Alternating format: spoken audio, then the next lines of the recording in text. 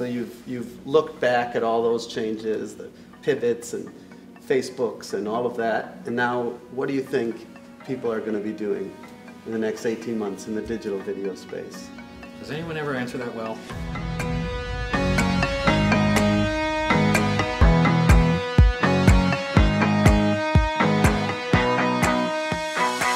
Platforms all are focusing on the same goal right now. If you look at Facebook with Facebook Watch, Instagram with IGTV, Snapchat with originals, YouTube with YouTube Red or Premium or whatever they do on the original programming side.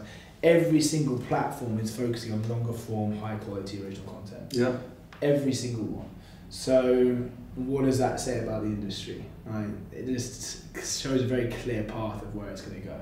As opposed from the voice coming from the top down, let's bring the voice from the kids and bring it from the bottom up. And I think that's where we do our best work, is we try to help brands to really identify their voice, because a lot of times brands think they understand their voice because they're so focused on their own voice being a part of the brand, as opposed to really taking a step back and saying, oh, the voice of my brand shouldn't be coming from me, it should be coming from this person or that person. It's really, your voice is really back to where the people who are engaging with your product every single day, you need to embrace those people. Yeah. And I think that's the thing that when you really kind of think about how we work best with brands and how we're trying to educate brands, it's really about trying to make sure that you're finding the authenticity in the voice.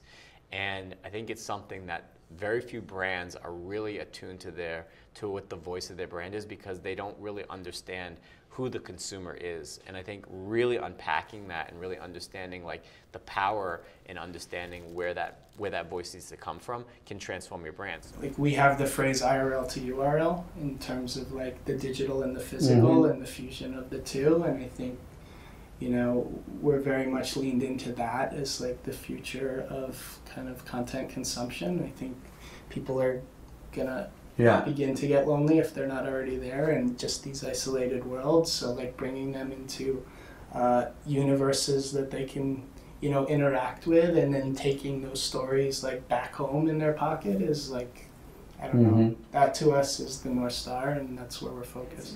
To really tell branded stories still in the great big story voice and point of view, because I think that's extremely important, that if you are someone who comes to Great Big Story and watches something, you want to feel like whether you're watching a piece of branded content or a piece of editorial content, you know what you're getting there, that it's not going to be a bait and switch, that you don't feel like you came for one thing but were delivered something completely different.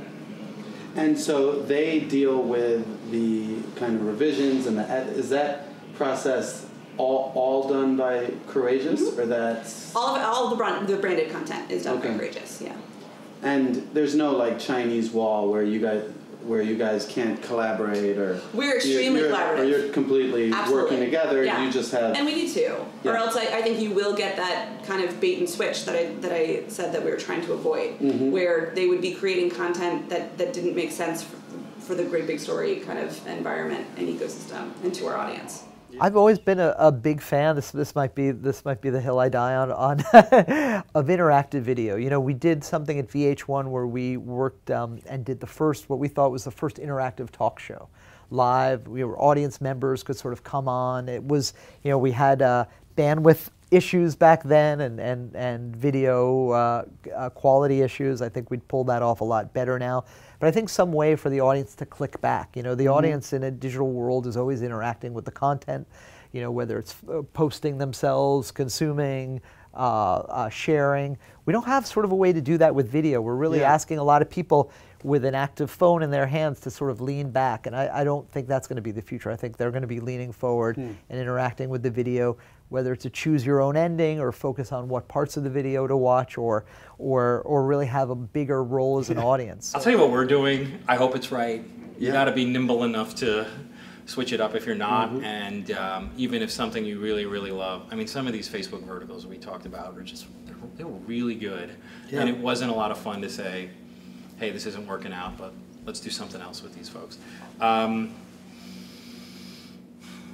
I think for us, the appetite for really hard-hitting truth-telling about global warming and climate change is the appetite is only going to grow. For us, I mean, it's just telling good stories, telling the stories that other people are not paying attention to, looking at it from a lens that is not as easily available in the mainstream. And I'm hoping that no matter what technology we use, what platform we post it on, that we'll continue to build on that core of what Contrast was built to do, is tell those the stories about the developing world, about the global south, about minorities from a lens that is theirs, and everybody else is looking in.